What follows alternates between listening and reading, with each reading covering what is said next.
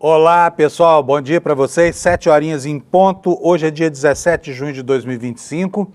Nós estamos começando agora a edição dessa terça-feira do Seu Desperta. E curioso, porque quando a gente acorda, né, eu começo o dia muito cedo para estar aqui às 7 horas já preparado para esse noticiário aqui, já li os jornais do mundo inteiro, e tem dia que a gente pensa que ou a gente não está entendendo nada ou quem não está entendendo é o mundo que nos cerca, porque é inacreditável que as nações mais ricas do mundo se reúnam no Canadá para discutir meio ambiente e o contexto mundial, a beligerância do Estado de Israel provocada contra o Irã, os ataques seguidos, né, a troca de mísseis entre esses dois países, tudo isso acaba conturbando o clima e o meio ambiente fica esquecido em benefício da tentativa de se solucionar, se encontrar um caminho para ver se a paz pode ser restaurada no Oriente Médio. E aí você fica sabendo que o G7, né, que é o grupo das nações mais desenvolvidas nos Estados Unidos, Inglaterra, Canadá, etc., França, Brasil de convidado. Mas enfim, esses 7 países tiveram a coragem de assinar um documento dizendo que Israel tem o direito de se defender do Irã.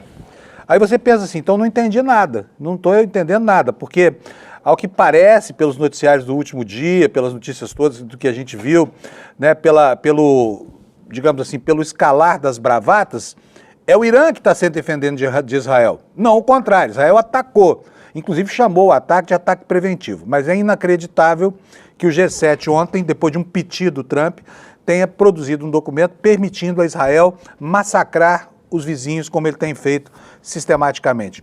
Sobre Gaza, nenhuma palavra, né? Israel está se defendendo.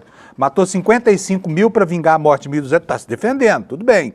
A violência do Estado judeu não tem gradação para essas pessoas. Ele não ofende nunca, só se defende, né? E agora está se defendendo da resposta daquele que ele ofendeu. Então, é esse o clima no globo e agravado ainda mais, por quê? Nós temos, sinceramente, gente, olha, isso é um perigo para a nossa existência como espécie, tá? Nós temos um louco furioso solto na presidência da potência militar proeminente do planeta, que são os Estados Unidos, capaz de fazer uma loucura.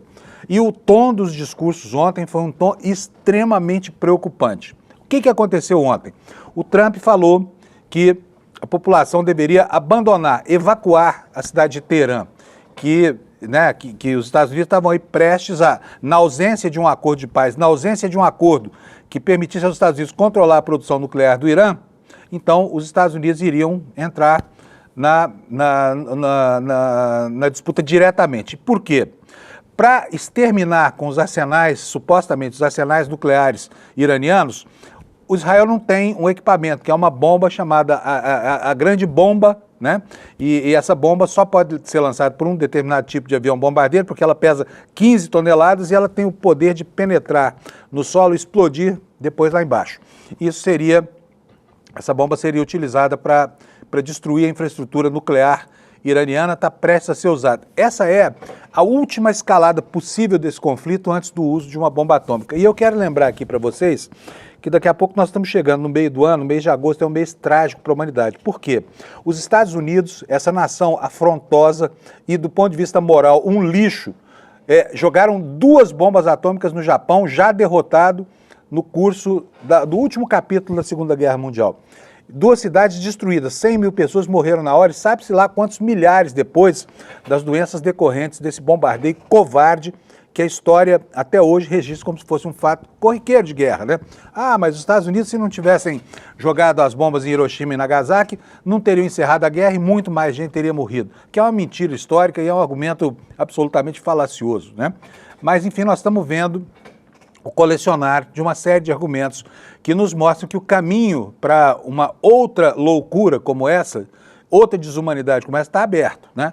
Porque depois dessa bomba que os Estados Unidos ameaçam ceder a Israel para destruir a infraestrutura nuclear iraniana, não resta mais nada. É só mesmo escalar para uma guerra nuclear, que é um cenário apavorante para todo mundo. Para mim, tem até pesadelo de pensar nisso à noite, porque a gente fica pensando como é que será a nova ordem mundial depois que essa desgraça se abater sobre o planeta, né?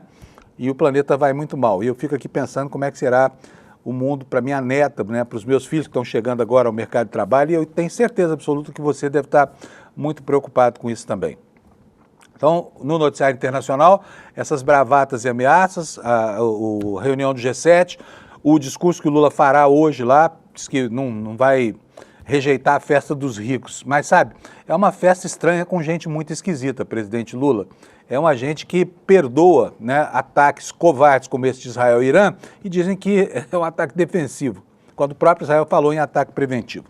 Enfim, aqui no Brasil nós temos algumas coisas importantes acontecendo.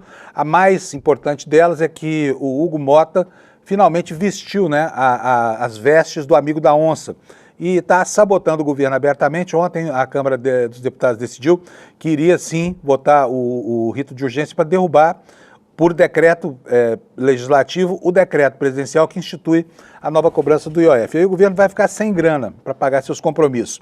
E o Congresso é um Congresso chupim, né? Um Congresso predatório, porque ele se apoderou do orçamento brasileiro com as emendas impositivas, criou mecanismos de submissão que são os orçamentos secretos, as várias modalidades que foram criadas aí e persistem na sombra, né? E agora vai derrubar o mecanismo proposto pelo governo e para colocar o que mesmo no lugar? Qual é a solução? Para salvar as contas públicas, para pagar o salário do professor, do bombeiro, para providenciar o material escolar dos alunos mais pobres do país? Não tem. Vai ficar sem. E o Congresso, né, que só tem gente interessada nos bilhões, nos 50 bilhões por ano do orçamento que vão parar no bolso dessa gente, está fazendo cara de paisagem para isso. Então, esse é o clima hoje no Brasil e no mundo, né, uma guerra fratricida entre judeus e iranianos, os antigos persas, né? E aqui no Brasil, uma guerra entre a oposição, que teve 346 votos ontem na urgência desse decreto, na votação desse decreto aí. Esse é o clima hoje no Brasil. Portanto, prepare-se para um dia bem pesado por aí, tá bom? Só que antes de falar do peso, vamos falar de coisas mais leves? Vamos falar de futebol, gente? Vamos, só um pouquinho aqui, como a gente faz todo dia. Cadê meu companheiro Alex? Bom dia, Panunzio. Opa, apareceu aí o Alex Amorim. Bom dia, comunidade. Como Tudo vocês bom, estão? Alex? Tudo ótimo, e você, Panunzio? Maravilha. Observando aqui essa Copa dos clubes aí, primeiro quero saber se você continua mantendo a expectativa de que o Palmeiras vai finalmente ter um Mundial ou não. Sim, estou esperançoso. Sim? E os clubes sul-americanos, Panunzio, querendo ou não, estão dando show. Ontem o Boca Juniors contra o Benfica deixou escapar a vitória. Eu estou nessa esperança, Panunzio, a gente ser o campeão mundial. Bi? Isso é para sepultar essa polêmica, viu, gente? Porque fala que esse negócio do Mundial de 51 aí é conversa fiada, viu? Sim. Não tô querendo provocar a torcida do Palmeiras, não, tá? Lembrando que essa análise é sem clubismo algum, hein, Panunzio? Sem clubismo, tá bom. Tô acreditando. É igual eu quando falo de Uberlândia. Não tem super idôneo, assim, honesto pra caramba, não tem, enfim. Sim. Olha só, agora vamos falar um pouquinho. Como é que foram os placares, João? Ontem o Flamengo que deu uma dentro, né, Sim. O Alex? O Flamengo ontem ganhou de 2-0 do Esperance da Tunísia, Panunzio, e jogou bem, gol do Arrascaeta e do Luiz Araújo, um golaço, e está em primeiro colocado acima do Chelsea, que ganhou de 2-0 do Los Angeles FC. E ontem, como eu falei, o Boca Juniors abriu 2-0, porém deixou o Benfica empatar com o gol do Otamendi após um cruzamento no escanteio. E hoje, Panunzio, teremos o Fluminense contra o Boca Juniors, River Plate e Uraia Hells, que é do Japão, o San contra Mamelodi Sundowns da África do Sul, e para finalizar teremos Monterrey e Inter de Milão, Panunzio. Tá, beleza. Agora, vamos falar sobre futebol aqui no Brasil? Que história é essa de que o Neymar promoveu um jogo beneficente e não vai participar dele? Me conta, que babado é esse aí, Alex? Então, Panunzio, esse confronto estava previsto para acontecer semana passada, porém o Neymar ficou com Covid e foi anulada essa partida. Lembrando que é ele e a patrocinadora Lovi que fizeram esse amistoso, que reunirá alguns nomes como Livinho, terá o Anão do Pânico também, então é um confronto... O Anão do Pânico vai jogar futebol? Vai. Periga o Santos contratar o Anão do Santos, hein? Porque, né? Imagine. Se contratar olha, até hoje é politicamente incorreto falar anão, tá? É um portador de... Eu não sei como é que é a referência concreta, mas nós estamos pisando na bola aqui, chamando de anão. Não é isso. Agora, de qualquer forma, usar esse estereótipo aí, né?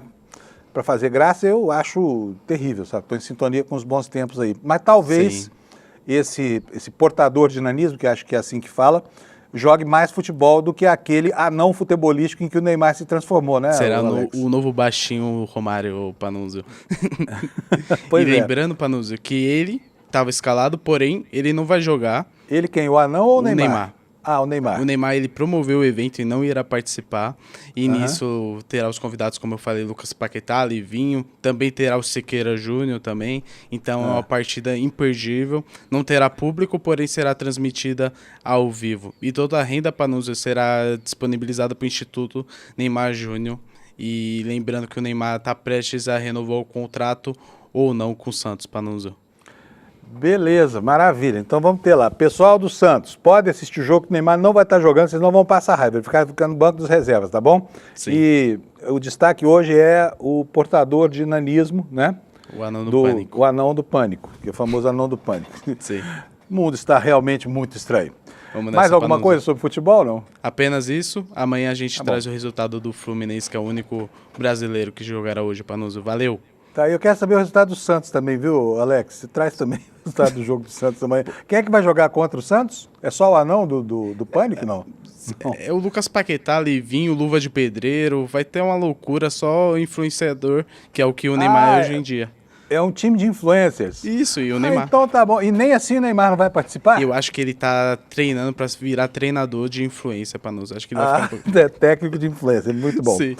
Que Valeu. negocião que o Santos fez comprando o Neymar de volta. E agora é 30 de junho, né? Daqui a 2 semanas, ó. O contrato do Neymar tá vencendo aí. A galera do Santos tá feliz com ele? O Vamos youtuber do clube? Vamos nessa pra nos pro programa. Vamos nessa. Abraço. Obrigadão, tá? São 7h12. Gente, vamos pra gente aqui pra a meteorologia, né? Que a gente começa todo santo dia aqui com ela. E olha, tem novidade lá pro pessoal do Sul, né? Tá uma chuvarada lá já em Porto Alegre. Tô olhando aqui a previsão do tempo. No mapa do INMET tem 2 alertas severos lá para o Rio Grande do Sul. Olha, eu até abri eles aqui para consultar como é que estava agora o tempo. Mas olha, são 2 alertas aqui. Este aqui é um alerta de tempestade, valendo para a região mais a oeste e norte do estado, região de Erechim. E aqui de Santa Maria até Porto Alegre, um outro anúncio de tempestade, né? Aí fui procurar aqui no site do Weather Channel para ver como é que está a temperatura lá e encontrei isso aqui, ó. 17 graus de temperatura em Porto Alegre. Olha, aqui a gente vê direitinho, ó, a frente fria passando em cima da capital do Rio Grande do Sul e provocando lá preocupação porque tá chovendo rios lá em Porto Alegre, né? O Weather Channel diz que aqui, ó, light rain with thunder, chuva leve com trovões, com máxima de 20 e à noite 16 graus. Portanto, o gradiente térmico não está muito complicado, mas hoje vai ser um dia de tempo severo lá no Rio Grande do Sul. Vamos ver o que dizem esses alertas aqui. Vou começar por esse aqui, que é o mais grave de todos. Tá aqui, ó. Chuva entre 30 e 60 milímetros por hora, podendo chegar a entre 50 e 100 milímetros no acumulado do dia. E vai ter ventania também. Os ventos podem chegar a 100 km por hora, pode ter queda de granizo, com risco de corte de energia elétrica e quedas de raio. Então, se acautele aí, pessoal do sul do país, porque o tempo vai fechar, tá bom? Voltando aqui para a tela inicial do Instituto Nacional de Meteorologia, nós temos aqui outro alerta de chuvarada lá para o norte e oeste do estado do Amazonas e um terceiro aqui para o litoral de Alagoas e também de Sergipe, tá? Esse é o tempo no Brasil. Com relação às temperaturas, não há muito o que falar, não. Eu vou só pegar aqui, olha, em Curitiba, 11 graus de temperatura, tem sido a capital mais fria do país. Florianópolis com 18 de mínima, São Paulo com 12 graus de mínima, Rio de Janeiro também com 12 graus de mínima, portanto vai ter carioca de cachecol. Isso tudo dito, vamos passar agora para os destaques do noticiário, começando, como eu faço todo santo dia, pelo site do ICL, né? E aqui, olha, na sua tela, o alerta a que eu me referi no comecinho do programa. O Trump, com a autoridade imperial que ele se autoconfere, mandou a população evacuar, que é palavrinha feia essa, né? Mas a população deixar Teherã, escreveu ele na rede Truth Social, fazendo ele, agora sim, assumindo em tom pessoal, né, a ameaça em tom de bravata, né, para assustar, criar terror e pânico lá no Irã. Por quê? Porque a crueldade, a impiedade nesse caso não tem limite. Então, um alerta como esse, vindo de uma pessoa com o caráter desse Trump, é algo para ser levado a sério, tá? Não duvide da capacidade dessa gente de produzir horror e medo e dor e sofrimento para impor a sua vontade. Não Não pense que isso não acontece. Aliás, eu vou mandar para você aí, ô Alex, uma cena que eu vi agora há pouco na internet que me deixou profundamente comovido, porque é uma cena de muita violência. Depois você pede para o Henrique baixar esse vídeo aqui para mim, por favor.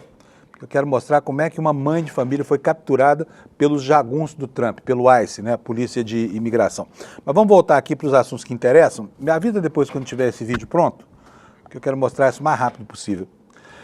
Bom, o alerta do Trump. Todos devem evacuar Teherã imediatamente. Ele escreveu lá na Truth Social, que é a rede dele, que ele usa como se fosse o diário oficial dos Estados Unidos, né? Enquanto Israel covardemente bombardeou a sede da emissora de TV estatal do Irã, como se jornalistas e comediantes e tudo mais fossem alvos militares. E tem a pachorra de dizer que as instalações mascaravam o uso dessa estrutura para fins militares, o que é mentira, né? Eu tenho até o vídeo aqui, eu vou pedir para o Alex colocar para a gente, do momento em que aconteceu esse bombardeio, um vídeo que está na capa do jornal The New York Times, aqui eu peguei emprestado para mostrar para vocês um trechinho dele, chama Fair Use, uso amigável, tá? Das imagens. Alô, New York Times, somos nós aqui, tá? Vamos lá, Alex, vamos botar o vídeo para a gente ver o momento em que essa emissora é bombardeada? Olha aí, a âncora estava no set, olha, aí explodiu tudo. Ela sai correndo e começa a haver uma chuva de estilhaços aí. Com esse bombardeio desse prédio, que você vai ver agora aí pelo lado, olha só como é que ficou a sede da empresa estatal de televisão lá, né? Ficou ardendo em chamas todos os andares, basicamente, né? O diretor da televisão disse que muitos funcionários ficaram machucados e Israel disse que essa rede de televisão estava sendo usada, como eu falei, para fins militares, né? E o New York Times ressalta nessa legenda que a queixa não pôde ser verificada. E nessa imagem a gente tem um momento em que o prédio é atingido. Olha só, dezenas de mísseis voando pelo céu da capital do Irã, né? Todos eles caem sem enfrentar nenhum tipo de barreira antiaérea nem nada disso. Então fica aí o registro dessa cena pavorosa. Espero que ninguém bombardeie o ICL, porque eu não estou afim de sair daqui correndo. Outro destaque. Olha só, com relação a esse bombardeamento aí da televisão, já falei tudo, não é preciso mais do que mostrar essas imagens. E nós temos aqui uma outra informação também no site do ICL, dando conta de que esse líder terrorista do Estado de Israel, o líder fascista do Estado de Israel, esse Netanyahu, que é a cara do capeta, esse sujeito disse, como vocês podem ver, que não está fora de cogitação matar o líder supremo do Irã, que, segundo ele, acabaria com o conflito. Será? O que diz a matéria? Temos o vídeo já? Já vamos mostrar esse vídeo, então. Bom, tá aqui, ó. O primeiro-ministro de Israel, Benjamin Netanyahu, afirmou nesta segunda-feira, 16, que matar o líder supremo do Irã, o Ayatollah Khamenei, acabaria com o conflito entre os dois países. Desde sexta-feira, Israel tem atacado importantes instalações nucleares e militares e matou comandantes e cientistas no Irã, que respondeu agora com esse lançamento de mísseis, né? Em uma tentativa de explicar os ataques aos cidadãos dos Estados Unidos, que é o principal aliado de Israel, Netanyahu concedeu longas entrevistas a meios de comunicação americanos, nos quais descreveu a ofensiva como uma batalha da civilização contra a barbárie. É sempre assim, né? Sempre são os visigodos, sempre são os indígenas, sempre são os negros escravizados. É a civilização branca contra a barbárie, sempre como justificativa dos racistas e segregacionistas que hoje mandam no mundo. Numa entrevista à TV ABC News, ele declarou que os ataques para desarmar o Irã estão justificados e comparou Khamenei a um Hitler moderno. Olha, disso ele entende, hein? Não só por causa da ancestralidade judaica, que sofreu tanto na Segunda Guerra Mundial, com a perseguição, a morte, né, a eliminação física, e agora passa a repetir a mesma coisa. No caso aí, não sei lá se o Khamenei tem alguma semelhança com Hitler, mas o Netanyahu tem. Esse tem, porque faz uma faxina étnica, quer separar lá o território do grande Israel, o Reich israelense, né? E está lá metendo fogo na vizinhança inteira. Iêmen, enfim, todos os vizinhos ele se indispôs com esses vizinhos aí. Vamos ver o que diz mais aqui a nossa matéria? Diz o seguinte, olha, ao ser questionado sobre o veto do presidente Trump, é um plano para matar o líder supremo iraniano, por temer uma intensificação das hostilidades, Netanyahu respondeu: não vai escalar o conflito, vai acabar o conflito, contrariando a posição dos Estados Unidos, que não teria, uma vez consultado, autorizado esse tipo de incursão, né, para tentar mudar o regime lá no Irã.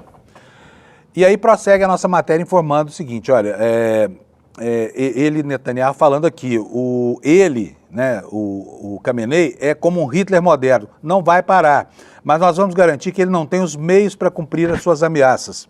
A guerra eterna é que o Irã quer, e eles estão nos levando à beira de uma guerra nuclear, diz de novo a maldição dessas ameaças de bomba nuclear. De novo, essa história toda, essa palavra está ficando banal na boca dessa gente, tá? Tudo é recurso à retórica militar nuclear, tá? Voltando o planeta a conviver com os humores, né, do finalzinho da Segunda Guerra Mundial. De novo, essa referência na história. Na verdade, o que Israel está fazendo é impedir isso, colocar fim a essa agressão. Só podemos fazer isso enfrentando as forças do mal. Acrescentou Netanyahu. Hoje é Tel Aviv, amanhã será Nova York, disse o primeiro-ministro ao jornalista da ABC, John Kahl. Para o dirigente israelense, recuar o programa nuclear iraniano significa prevenir a guerra mais horrível e imaginável e trazer paz ao Oriente Médio. Isso será possível se o Irã for derrotado, concluiu. Então, aí, veja na beira do que é que nós estamos, né? Em que situação o planeta se colocou e fica aqui a pergunta, né, que enseja uma interrogação para o futuro. Como é que a humanidade vai conviver com as sequelas de toda essa agressividade que está sendo, né, repisada há milênios, mas que agora ganha os ares mesmo de um sofrimento sangrento, né, e de um ódio, um desejo de matar, um desejo de vingança, que é uma coisa absolutamente inaudita e abjeta. E aí veio esse alerta do Trump. Um alerta, mais do que um alerta, é uma ameaça muito concreta. Põe na tela para mim, por favor, Alex. Todos devem evacuar Teherã imediatamente, escreveu Trump na Truth Social. O que foi que ele disse? O presidente dos Estados Unidos, Donald Trump, pediu nesta segunda que os moradores de Teherã deixem imediatamente a cidade, endossando os alertas do primeiro-ministro israelense Benjamin Netanyahu, que lançou um ataque em massa contra o Irã. Todos devem evacuar Teherã imediatamente, escreveu Trump na sua conta na plataforma Truth Social, durante a cúpula do G7 lá no Canadá, sem fornecer maiores detalhes. Mas ele deu um piti ontem, no meio da cúpula, resolveu sair. Disse, tem coisas urgentes que me chamam agora, importantes para resolver lá sobre o Oriente Médio. Vazou. Não assinou sequer o documento, né, pró-Israel, que foi produzido lá pela cúpula desses países ricos aqui e assinado igualmente por todos, dizendo que Israel tem direito de se defender. Mas depois voltou atrás e assinou o documento, se mandou, dizendo que tinha coisa mais importante para fazer. E aí, o Lula, que teria uma agenda bilateral com ele hoje, acabou dançando, né? Não vai ter mais a reunião entre os dois países. Sobre a crise, a nossa matéria continua dizendo o seguinte, cerca de 10 milhões de pessoas vivem lá na capital do Irã. A capital do Irã é uma cidade do tamanho do município de São Paulo, né, em população, é enorme. E esse alerta ocorreu enquanto Israel intensificava os ataques ao Irã, que, segundo o governo israelense, tem como objetivo destruir atividades nucleares contestadas do Estado teocrático do Islã, do Irã. Esse intertítulo que você está vendo aí, Trump e o conflito no Oriente Médio, coloca a seguinte questão. O exército israelense emitiu um aviso pedindo que os moradores de um distrito de Teherã evacuassem, repetindo a tática usada em Gaza, onde deslocou a maior parte da população palestina desde os ataques de 7 de outubro de 2023. Quer dizer, Israel está pensando que o Irã é Gaza, né? Trump tem evitado responder diretamente se os Estados Unidos participarão das ações militares israelenses, embora afirme que o país não esteve envolvido nos ataques iniciais. Em conversa anterior com jornalistas na cúpula do G7, que termina hoje, terça-feira, Trump declarou: assim que eu sair daqui, vamos fazer alguma coisa, mas eu preciso sair daqui antes. Não aconteceu nada durante o dia de ontem, tá? Só ameaça. Então, não sei qual era a tal emergência, mas à noite continuaram se seguindo os ataques, como vem acontecendo nos últimos dias, ainda sem essa big bomba, né? Uma bomba que seria só os Estados Unidos têm, só aviões americanos podem lançar, e desta forma, se houver esse tipo de recurso, usado para tentar, enfim, em nome dessa contenção do programa nuclear iraniano, isso será a entrada direta dos Estados Unidos nessa guerra. E aí só Deus sabe como é que fica a geopolítica global. A reação da China, reação da Rússia. Estados Unidos e Rússia andam muito amigos, né? Ontem teve novidades com relação a isso aqui. O Trump, inclusive, está se indispondo lá com seus próprios aliados por defender demais o atual presidente da Rússia. Mas vamos ver qual será a reação do planeta em face do escalar dessa batalha, da violência dessa batalha. E hoje, provavelmente, ficará definido qual é a participação dos Estados Unidos, que se continuar apenas apoiando material e atuando como orientador, né, como consultor militar de Israel, se vai passar a atuar diretamente com seus aviões e com as suas bombas. O que mais nós temos aqui no internacional, no noticiário internacional? Olha aqui, ó, vou mostrar para vocês a capa primeiro do Washington Post, está aqui.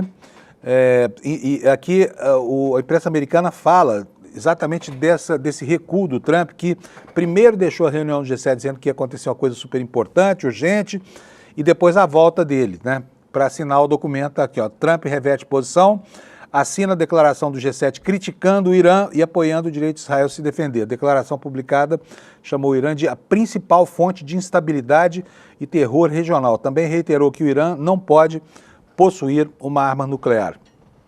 Pergunto para você se você concorda com isso. Você concorda que o Irã é a principal fonte de instabilidade e terror no Oriente Médio?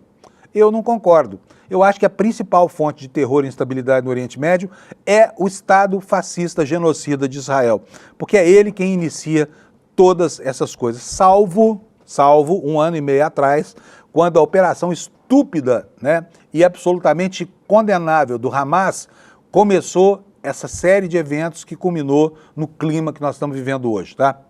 Eu repito aqui, uma ação terrorista e perfeitamente reprovável em todos os seus aspectos. Mas daí em diante, o ímpeto virulento, venenoso, o ódio que enseja as ações de Israel prevaleceu e nós acabamos chegando onde chegamos, tá bom?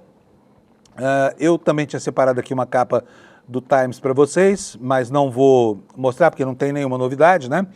E eu quero mostrar esse vídeo que eu pedi para o Alex separar aqui, porque lá dentro dos Estados Unidos há um conflito, há uma guerra covarde. Não liguem para essa fumacinha aqui, tá, gente? Essa fumaça aqui é a fumaça do bem. Não bombardearam o nosso estúdio. É que eu ganhei um umidificador aqui, porque depois de 1 hora falando, a garganta fica seca e às vezes eu tenho até dificuldade para encerrar o programa. Então vai ficar essa fumacinha aqui do meu lado, não é nada demais, tá? Vamos lá. O que eu estava falando aqui? Estava falando sobre o conflito interno lá nos Estados Unidos. As ações do ICE são ações cada vez mais covardes e esse vídeo me deixou bastante tocado. Eu vou mostrar um trechinho dele para vocês, está circulando pelo WhatsApp, né? E eu não consegui, infelizmente, o vídeo da sequência inteira, mas vou mostrar para vocês a covardia dos agentes do ICE prendendo uma mãe que foi buscar um filho na escola. Roda pra gente, por favor, Alex.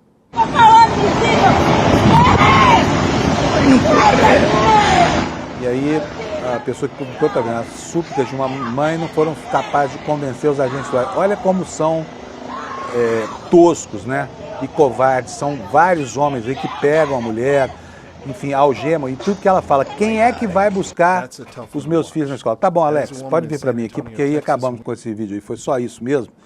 Mas não é uma cena comovente? A mãe vai buscar o filho na escola, esses covardes da imigração americana prendem a mãe e a criança.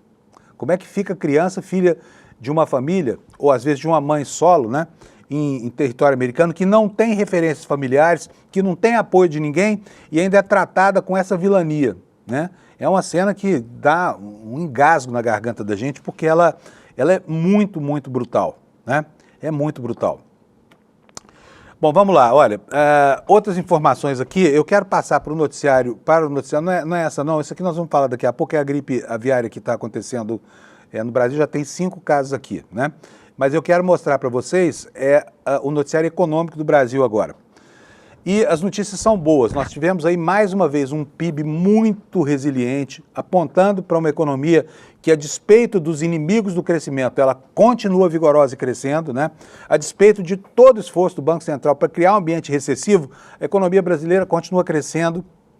E agora o Valor Econômico, que é um jornal que é porta-voz, né, dos setores mais retrógrados da economia brasileira, é obrigado a desenhar manchetes como essa. Desempenho econômico faz o Brasil avançar 4 posições em ranking internacional de competitividade, tá? Competitividade. E aí vem a ressalva, né, no intertítulo. Contudo, questões como custo de capital é um problema afeta aos juros do Brasil e dívida corporativa, educação e habilidades linguísticas em nível baixo, pouca abertura econômica e ambiente regulatório ruim, além da falta de mão de obra qualificada, impedem maior avanço. Só que está avançando, apesar disso tudo, o Valor Econômico. Vamos lá. O Brasil avançou da 62ª colocação para a 58ª em 2025 no ranking mundial de competitividade elaborado pelo International Institute of Management Development, IMD, que conta com a colaboração do Núcleo de Inovação e Tecnologias Digitais da Fundação Dom Cabral aqui no Brasil. É o melhor posicionamento desde 2021, só que o país segue entre os últimos, porque a lista inteira tem 69 países só. Nós ficamos em 58º, mas estava mais perto do rabo da fila, né? E a reportagem assinala que essa melhora foi impulsionada principalmente pelo desempenho econômico do país e por avanços na eficiência empresarial. Na análise de eficiência governamental, o subfator subsídios governamentais segue contribuindo, segundo o Valor Econômico, positivamente para o Brasil nesse ranking do IMD, e o total de atividade empreendedora estágio inicial subiu 4 posições nessa subcategoria. Infraestrutura e, sobretudo, subfator de energias renováveis também ajudaram o país a anotar essa melhora nesse ranking. Vamos continuar aqui com o noticiário econômico. Nós temos um monte de informações hoje para tratar com vocês. O Copom deve se reunir amanhã para começar a declinar, ou pelo menos começar a nivelar, né, o nível de juros aqui, já que não há expectativa nenhuma de que os juros terminem no patamar abaixo do patamar atual. E nós temos aqui, sobre esse assunto, uma manchete no site UOL, que é essa aí que você está vendo na sua tela. Olha, começa hoje uma reunião que pode encerrar um ciclo de alta na taxa básica de juros. Tá? É o que nos informa aqui o site do Universo Online. E a reportagem diz o seguinte: os diretores do BC, do Banco Central, voltam a se reunir hoje para definir o futuro da taxa básica de juros. Esse encontro é realizado em meio à indefinição do mercado financeiro sobre o fim do ciclo de elevações da taxa Selic. A reunião do Banco Central começa hoje, ela termina só amanhã, é só amanhã que a gente vai saber minimamente o que eles decidiram lá. E na etapa inicial do encontro, o presidente do BC, o Gabriel Galípolo, e os diretores da autoridade monetária vão realizar apresentações técnicas sobre as perspectivas da economia e o comportamento do mercado financeiro. Antes de continuar com a notícia, eu imagino o mau humor desses diretores do Banco Central quando analisam índices positivos que a economia brasileira está produzindo, né? Não é possível, a gente tenta tanto frear esse crescimento do Brasil, por que não para? Não devem estar entendendo nada. E aqui a gente vê que, a despeito de algumas medidas pontuais do governo, como a criação, por exemplo, daquele empréstimo consignado para os trabalhadores da iniciativa privada, pouca coisa aconteceu. É que nós estamos vivendo realmente um momento de prosperidade na economia brasileira, né, por vários fatores. Entre esses fatores, né, um direcionamento melhor na política de incentivos dos créditos incentivados. Vamos voltar agora para o que diz aqui a reportagem do UOL.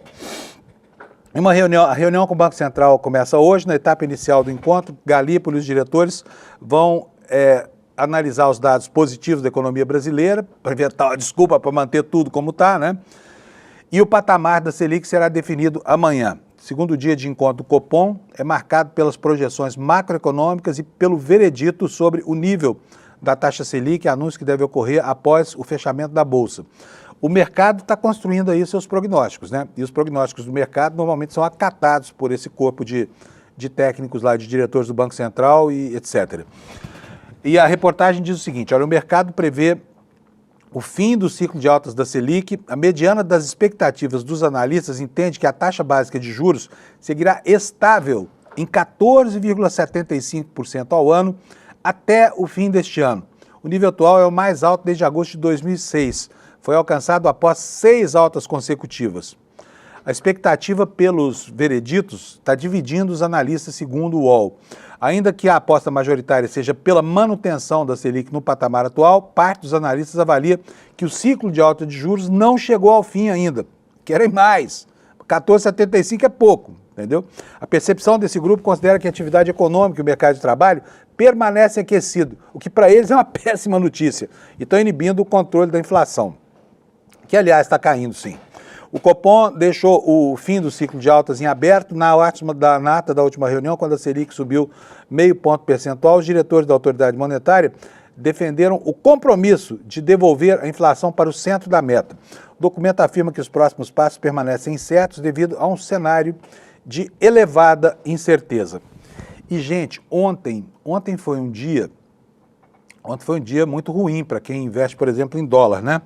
O dólar caiu praticamente 1% durante o dia de hoje, despencou com a repercussão dessa guerra. Nós tivemos um movimento forte no mercado de petróleo, que é profundamente afetado pela situação no Oriente Médio, né?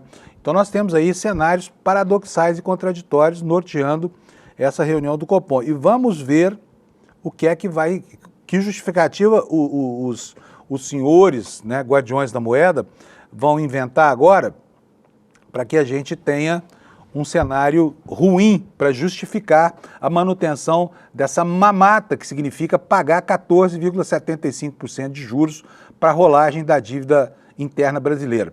Aí vem a encalacrada. Por quê? Quanto mais o governo paga de juros para engordar o bucho desses banqueiros, menos dinheiro sobra para o orçamento, para o pagamento das despesas de custeio. Cada ponto percentual a mais na taxa Selic custa entre 70 e 90 bilhões de reais ao país. E disso ninguém fala. Porque eu repito aqui o que falo sempre, para banqueiro é sempre a posição mais privilegiada no orçamento. Antes do orçamento primário da União, tira-se o dinheiro dos banqueiros, né? Só depois disso é que se colocam lá as despesas de custeio. Isso que eu falei, o salário do professor, enfim, o dinheiro para a construção da escola, do hospital. Primeiro o banqueiro, depois o resto do Brasil. E aí o governo fica muito apertado com o custeio das demais despesas. É o que está acontecendo agora. Tem que se virar, tem que rebolar para encontrar dinheiro para pagar essas despesas que são obrigatórias, que, aliás, são as despesas que justificam, inclusive, a existência desse grande condomínio chamado Estado contemporâneo, né? E para remediar essa situação, como você está vendo, o governo mandou para a Câmara uma série de medidas. A primeira foi um aumento da alíquota do IOF por decreto, que era mais fácil. Ontem a Câmara cometeu uma bravata lá, com 346 votos, ela aprovou o requerimento de urgência para votação do projeto de decreto legislativo que visa derrubar o aumento do IOF proposto pelo governo. Então agora a gente já sabe que tem lá 346 deputados que hoje ou amanhã, ou quando esse assunto chegar ao plenário, vão votar contra o governo. E pasme, 65% dos votos dados, né, para antecipar a pauta e colocar esse assunto na frente dos outros foram dados por quem? Por partidos que têm lugar na esplanada dos ministérios. 65%, entendeu? Esses partidos satélites do governo que só fazem atrapalhar a vida do contribuinte brasileiro e que querem impor ao contribuinte a necessidade, né, de engordar banqueiro sobre qualquer outra coisa que possa acontecer. E aí o Hugo Mota, que parecia um sujeito que estava tendo uma atuação sensata e tudo mais, finalmente botou as asinhas de fora, botou as manguinhas de fora. E está decolando o voo, ficou arrogante, ficou bravateiro, agora está fazendo igual o antecessor dele, né? Você sabe quem, o Hugo Mota, o Lira. A mesma coisa, aprendeu, é a criatura e o criador, é a mesma coisa. Quem apostou que esse sujeito era um cara ponderado, que ia atuar mais a favor da governabilidade, estava errado, é o que parece. Olha só o que tem aqui na sua manchete, no UOL. Câmara mantém governo sob pressão e aprova acelerar projeto que derruba o IOF, né? E está aqui, olha, a carinha do Hugo Mota em meio aqui a essa montagem fotográfica feita aqui com com a votação do painel. 346 votos contra o governo, só 97 votos a favor, total de 443 votos. Tinha gente pra caramba na Câmara, né? E o que diz a nossa matéria? Diz o seguinte: a Câmara dos Deputados aprovou ontem, né, o requerimento de urgência do projeto que derruba o novo decreto do IOF, que é o Imposto sobre Operações Financeiras, e um recado de que a pressão vai ser mantida contra o governo em relação a esse ajuste fiscal. A urgência foi aprovada por 346 votos favoráveis e 97 contrários. E agora a proposta está pronta para ser votada em plenário, sem precisar passar por nenhuma comissão especial, e isso acaba acelerando o processo. Não há acordo para a votação do projeto que derruba o novo decreto do IOF. A decisão de pautar a urgência foi tomada numa reunião de líderes na semana passada, no finzinho da semana passada. E de lá para cá o governo atuou para que a crise não escalasse e para que o teto não chegasse a ser analisado. Só que, mais uma vez, o governo perdeu a parada, né? Com o empenho do presidente da Câmara. Segundo o UOL, e está correta aqui a avaliação, a votação é um recado político para o Planalto. Os parlamentares estão insatisfeitos com o governo Lula em relação à medida provisória que aumenta os impostos e ao atraso no pagamento das emendas parlamentares. Por quê? Eles não querem perder nada, né? E seriam 7 bilhões de emendas contingenciadas, e nisso houve uma reação imediata desse Congresso oportunista, desse Congresso que em benefício dos parlamentares faz qualquer coisa, agora em benefício do povo faz nada. Bom, vamos lá então. Reunião com Lula no domingo. O paraibano se encontrou com o petista e seu antecessor Arthur Lira para azeitar a relação. Interlocutores afirmaram ao UOL que Mota ficou incomodado com o convite do governo ao deputado de Alagoas, né, o Lira. O gesto na avaliação de aliados foi interpretado como uma forma de rebaixar o presidente na Câmara diante das mudanças na postura em relação às medidas de ajuste fiscal do governo. E é verdade, né? O Mota é um teleguiado do Lira, não é nada além disso, né? Tanto que agora surge aí, ele que vinha cultivando, né, uma figura palatável, aparece aí agora como exatamente foi o seu antecessor, né? Como um sujeito que cria dificuldade para vender facilidades. Vamos lá. Hoje o chefe da Casa Civil, ontem, a Gleisi Hoffmann e o Rui Costa se reuniram com o Hugo Mota, mas dessa reunião não resultou nada de positivo para o governo. A medida provisória com alternativas ao aumento do IOF, ela foi enviada ao governo, pelo governo ao Congresso. A medida provisória prevê incidência de imposto de renda para novas emissões de títulos como LCA, né, do crédito agrícola, LCI do crédito imobiliário, CRI, que é o certificado de recebível imobiliário, e o CRA, que é o certificado de recebíveis do agronegócio, e debêntures incentivadas em uma alíquota de 5%. Isso inclui também o programa Pé de Meia no Piso Constitucional da Educação. BETs e fintechs também terão um aumento da tributação. E é justamente aí, nessas bancadas nichadas, né, e muito comprometidas, que acontece o problema. E, por últimozinho aqui, a matéria do UOL esclarece que a proposta faz ajustes do arcabouço fiscal, MP já está em vigor, mas para virar lei precisa tramitar por uma comissão mista e ser votada nos plenários da Câmara e do Senado. Vale por 120 dias. Se não for apreciado em até 45, entra então automaticamente em regime de urgência e passa a travar a pauta dessas casas. Vou dar um refresco aqui no noticiário político, para a gente falar sobre algo mais afeto ao comportamento e à nossa cultura racista estrutural. Uma jornalista muito atrevida, mas muito atrevida mesmo, uma jornalista super desrespeitosa, foi presa. Por quê? Porque estava hostilizando um grupo de pessoas gays, né, que ela chamou de tudo quanto foi palavrão, foi acabar parando numa delegacia. Eu vou mostrar para vocês a carinha dessa jornalista. Eu posso dizer para vocês que ela não nos traz nenhum orgulho pela profissão que declara, tá bom?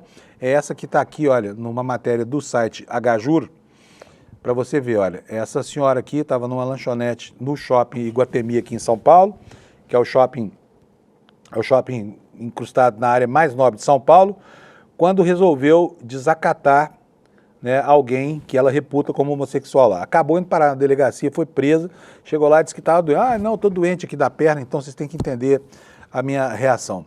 Aí o que aconteceu? Ela ficou 4 horas na delegacia, gravou um vídeo dizendo que tinha lá esse problema na perna e por isso ela reputava o seu comportamento a isso. mas imediatamente já começou a destratar outras pessoas. Eu vou mostrar para você, se você tiver uma criança aí do seu lado, tire de perto do seu alto-falante. A gente tentou encobrir aqui os palavrões, porque são muitos, mas de qualquer forma o contexto é perfeitamente compreensível, tá? Alex, roda por favor o vídeo. Vou fazer musculação pra dar. É isso mesmo. Põe na internet, boiola, boiola depilada, Olha o lixo que foi preso no final de semana. boiola depilada, boiola depilada. Isso aí. Dá o boiola. Dá o boiola. Boiola depilada, ó, dá Esse foi o lixo que foi preso no final de semana e no campo. Dá o boiola. É isso aí. Boiola depilada. É um lixo mesmo o ser humano, né? Você deveria ter vergonha. Uma mulher nessa idade falando esse tipo de coisa. Você não tem É vergonhoso. Você não tem Vergonhoso. Você não tem Olha o lixo que foi preso. Ó. boiola depilada. Esse lixo foi preso e não aprendeu. Boiola, Ó. boiola, Lixo. boiola. Um lixo de ser humano. Nem dá pra dizer que isso é ser humano. Não é aberrante e assustador? Pelo amor de Deus, o que está na cabeça de uma pessoa como essa que sai por aí desferindo esse tipo de ataque contra todo mundo? O que será que experiência traumática foi essa que reverteu uma pessoa de péssima índole como essa mulher? Né? É a quem nem mesmo, né, a reprimenda que tomou na véspera dessas declarações aí serviu para aplacar esse ódio todo que ela tem de homossexuais. E pergunto para vocês, o que ela tem a ver com isso? Sabe? O que ela tem a ver com isso? O que ela tem a ver com a condição sexual de quem quer que seja? Por que tanto ódio? Por que vociferar assim? Agora, o fato é que isso vai se somando contra ela. E uma estúpida como essa vai ter que se haver com as consequências do que fala e do que planta de ódio, né? E vai parar na cadeia, com certeza, porque essa reiteração não é, como a gente vê, uma novidade. Alex, tira aqui para mim, por favor, o áudio do meu ouvido. Então tá aí para você o registro dessa situação horrorosa criada por essa personagem aí, horrível, né? Chamada Adriana Castanho, é isso? Adriana Castanho, né? Não nos orgulha nem nos honra, tá? Nós jornalistas aqui, não sei como é que uma pessoa dessa pode ter, enfim, espírito para ter relação com o público, né? Vamos lá. Vamos falar um pouquinho de Bolsonaro, gente? Vamos lá? Ontem surgiu uma novidade velha. Aliás, vocês viram aqui, a gente falou disso na semana passada. A revista Veja, mais uma vez, tentou destruir a delação premiada do Mauro Cid. Como é que ela fez isso? Supostamente, isso é uma suposição, mas é uma suposição tão lógica que não tem nem graça, né? Como é que funciona o negócio? O Celso Vilardi, que é advogado do Bolsonaro, durante o depoimento do Mauro Cid, fez a ele uma pergunta, se ele usava lá um perfil que é atribuído à mulher dele. Na verdade, são dois perfis no Instagram, e esses perfis teriam sido utilizados para transitar informação entre alguém sobre algo que não deveria ser dito por uma espécie de acordo de confidencialidade compulsório que o Mauro Cid teve que assinar ao se propor a fazer a sua colaboração premiada. Então, ele não poderia falar sobre a delação, e isso quebraria o contrato. Está lá nas regras que ele aceitou, no acordo que ele assinou. Mas o Vilardi veio com essa, não se sabe como é que ele obteve essa informação, diz que ele estava usando o perfil da mulher para se comunicar, portanto ele quebrou a cláusula de sigilo da delação premiada e isso enseja a anulação da delação premiada. Ocorre que antes de falar sobre a notícia em si, eu preciso explicar para você algo que as pessoas precisam ter em mente. Ainda que o Mauro Cid venha a perder os benefícios da delação premiada, isso não vai desqualificar as provas que foram produzidas a partir dos caminhos que ele indicou. Ou seja, ele pode voltar para a cadeia, pode ter o pai implicado nas denúncias, porque o pai era cúmplice dele, né? Na história das joias e muitas outras. Mas o conteúdo probatório não muda. Ocorre que isso cria para depois elementos que no futuro a Suprema Corte pode vir interpretar de outra forma, dependendo da sua composição. Então o Vilardi entrou com essa história, isso não vai atrapalhar o processo, segundo os advogados com quem eu conversei, e pode sim ensejar a perda dos benefícios, mas jamais a perda de material probatório. Está aqui na capa do UOL para vocês também, defesas de réus pedem acariações e prazo maior como estratégia final no STF. E não é só isso. A defesa também pediu a anulação das provas contra de todas as provas contra o presidente Jair Bolsonaro contidas nesse ato de defesa, né? E eu vou ler aqui para vocês a notícia no site HJUR.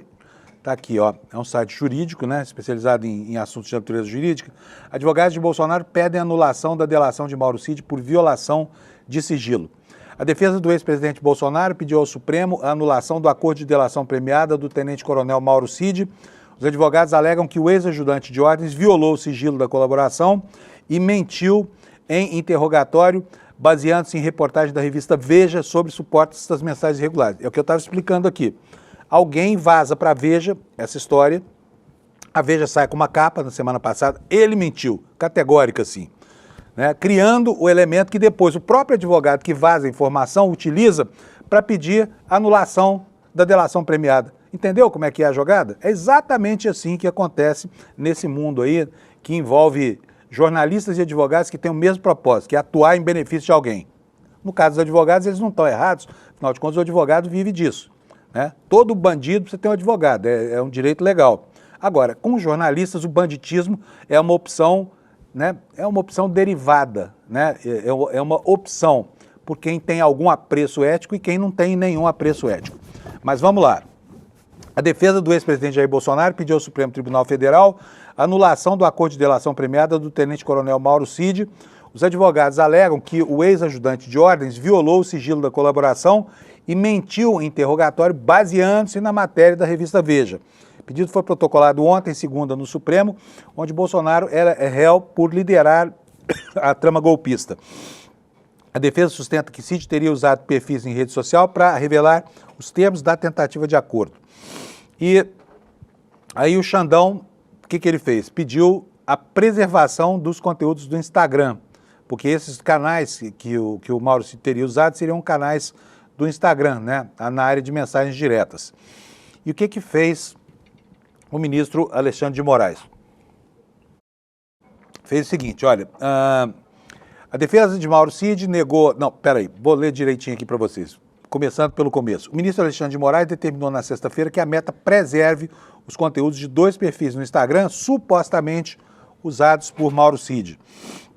A decisão inclui fornecimento de dados cadastrais das contas, incluindo responsável, e-mail e número de telefone.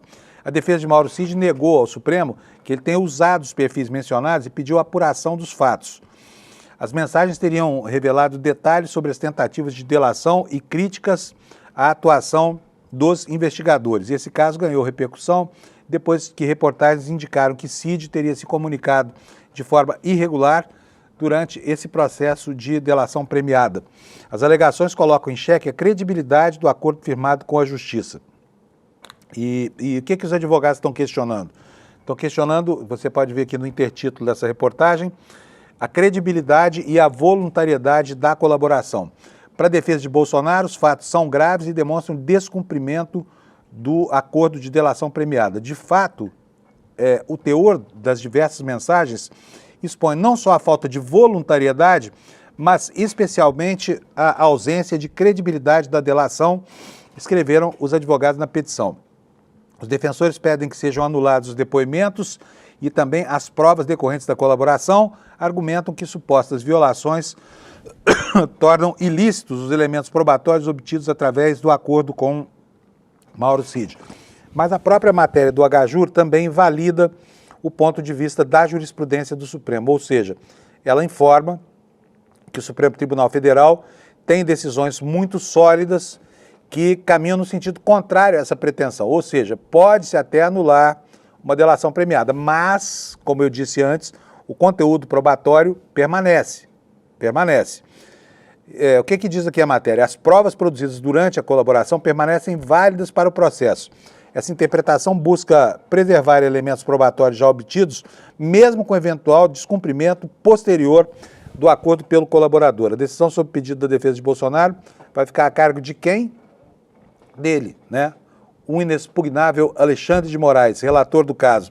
O magistrado deverá alegar se houve efetivamente violação dos sigilos e suas consequências jurídicas. Agora, olha, o Mauro Cid é um personagem tão nefasto, é um personagem tão prolixo, né? Inclusive na sua voluntariedade mesmo, como falou, porque ao que ficou absolutamente transparente durante todo esse processo é de que tudo que ele fez de má vontade. Fez por quê? Para salvar a própria pele um pouquinho mais. Porque não é só ele que está em jogo, é ele e mais família, porque ele envolveu todo mundo nessa trama para atender ao Jair Bolsonaro. Então, Mauro Cid merecia mesmo perder esse benefício, sabe? Merecia mesmo voltar para a cadeia. Ele está com a vida muito fácil e está aí correndo um risco sério, porque o Alexandre de Moraes já foi extremamente complacente com os comportamentos indecorosos, né, e sabotadores desse sujeito que, até agora, apesar de tudo que está se escrevendo nos autos do processo, não recebeu nenhuma crítica de Jair Messias Bolsonaro. E fica aqui a pergunta: por quê? Por quê? Olha, são 7h56, eu só queria comentar com vocês aqui mais duas informações que são dos últimos dias. A gente abordou pouco aqui no programa, até porque os fatos estavam se formando. Mas nós tivemos aí uma bravata do Flávio Bolsonaro, que é uma bravata seríssima, e que pode, inclusive, criar problemas para ele lá no Supremo. Disse que se o Congresso, se o Brasil não eleger um presidente que banque a anistia que vai ser decretada pelo Congresso, então vai ser preciso usar a força. Mais uma vez, um dos Bolsonaro aí bradando por golpe contra o Supremo Tribunal Federal. Ou seja, tem que eleger um presidente que banque o Supremo para impor uma decisão, se o Supremo não quiser tomar, tá bom? Na marra. E o Carluxo, né, outro dos Bolsonaro, está se preparando para ser candidato a senador lá por Santa Catarina, onde o irmão dele já é vereador e pode sair candidato a deputado federal. Então nós podemos ter aí, olha, 4 Bolsonaros no Congresso Nacional na próxima legislatura. E eles vêm para arrebentar com as instituições, né? As bravatas já começaram, o uso da força. Isso nada mais é do que a sequência do golpe, né? E ainda mais impulsionado, emulsificado, né? Consubstanciado com a ascensão desse maluco que está dirigindo o mundo com pendores de um ditador global, que é o Trump, né, de quem Eduardo Bolsonaro diz muito amigo, mas talvez nem seja tanto assim, mas o que importa é que no sentido ideológico eles estão aparados. Então vem aí um cenário muito complicado para 2026, principalmente para nós do campo progressista, porque a gente sentiu na pele durante o governo Bolsonaro, primeiro, né, como é que é o tratamento das liberdades individuais, dos direitos coletivos, né, o respeito às minorias, e vem aí uma segunda fase, muito disso baseado na performance do Trump lá nos Estados Unidos, que desconhece qualquer limite. Então vamos nos preparar para um 2026 muito ruim se o campo progressista perder a eleição e se eles conseguirem eleger essa gente toda para o Senado, tá bom? Gente, por último, eu preciso dizer para vocês que nós teremos hoje à noite aqui no ICL a reprise da aula magna A Semente do Caos, né, que o professor João César de Castro Rocha fez aqui, uma aula brilhante, uma aula espetacular. Você que tem interesse por saber como é que é a estratégia da extrema-direita, não pode deixar de assistir essa aula. Ela é super importante, tá? Ela é tão importante que hoje eu nem vou pedir para você clicar no link do ICL, nada disso. Se quiser, é iclnoticias.com.br, tá? Despertaicl.com.br. Mas não precisa. Ela vai estar lá ao vivo e aberta para todo mundo entender qual é o estratagema da extrema-direita, por que ela dissemina o caos e qual é o objetivo dessa coisa toda. E mais importante de tudo, como a gente pode sobreviver a esse ambiente que surge em decorrência dessa política de disseminação do caos da banda fascista que está aí se opondo a qualquer avanço, tanto no campo político quanto no campo social e no campo dos costumes também, tá bom? Vai ser hoje às 8 horas da noite, não perca no canal do ICL, no YouTube, nos vários canais do ICL no YouTube, e é um conteúdo muito, muito importante para todo mundo, tá bom? Beleza, terminamos assim, quero agradecer a sua presença, e eu estou terminando a minha semana por aqui, tá? Vou contar para vocês, amanhã é feriado nacional, eu não trabalho amanhã, e não trabalho depois de amanhã, não trabalho mais essa semana, então vou encontrar vocês morenaço depois do feriado aqui, para a gente tocar a bola aqui sobre os fatos que estão, né, construindo o país que nós estamos vivendo. Tchau, obrigado pela audiência para vocês e a gente volta a se encontrar na segunda-feira. Tchau. Fala, turma! A gente teve no domingo uma das aulas mais importantes da história do ICL e também uma das que teve o maior público até hoje. Uma aula onde o professor João César Castro Rocha revelou em detalhes o plano em curso da extrema-direita no Brasil. E é um plano para semear o caos e colher o poder total. Se você não assistiu essa aula, você tem a obrigação de fazê-lo. Isso porque se todos não souberem do que está acontecendo e se a gente não se juntar para enfrentar, a gente corre o maior perigo que já correu até hoje. A gente liberou o replay dessa aula para que você possa assistir.